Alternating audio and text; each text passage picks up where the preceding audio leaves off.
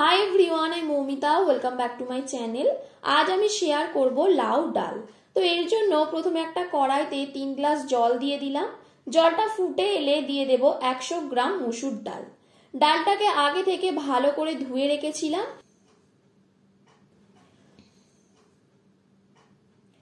এবার ঢাকা দিয়ে 5 minute medium হিটে সিদ্ধ করে নেব। 5 মিনিট পর ডালটা একটু ফেটে এলে দিয়ে দেব কুচানো লাউ। আমি এখানে একটা মিডিয়াম সাইজের লাউ এর 4 ভাগের 1 ভাগ নিয়েছি। এরপর দেব 1 চা চামচ নুন আর 1 চা চামচ হলুদ গুঁড়ো। এগুলোকেও ভালো করে মিশিয়ে আরো 15 মিনিট ঢাকা দিয়ে লো হিটে সিদ্ধ করে নেব। 15 মিনিট পর লাউ আর ডাল ভালোভাবে সিদ্ধ হয়ে গেছে। এবার এটাকে একটু ঘেঁটে দেব।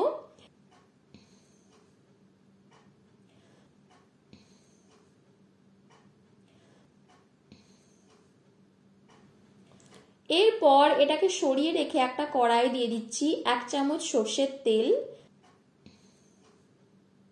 তেলটা গরম হয়ে এলে দিয়ে দেব হাফ তেজপাতা, একটা শুকনো লঙ্কা আর হাফ চা চামচ গোটা জিরে।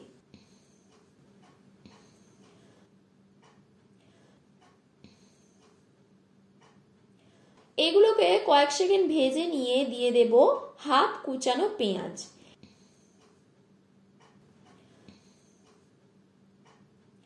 পেঁয়াজটাকে একটু লাল করে ভেজে নেব। এরপর দিচ্ছি হাফ চা চামচ গ্রেট করা আদা। আদাটাকেও একটু ভেজে নিয়ে দেব 2টো কাঁচা লঙ্কা।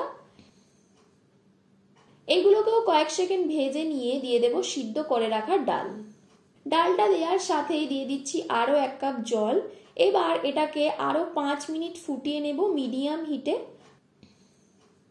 5 মিনিট পর দিচ্ছি হাফ চা চামচ ভাজা মশলা।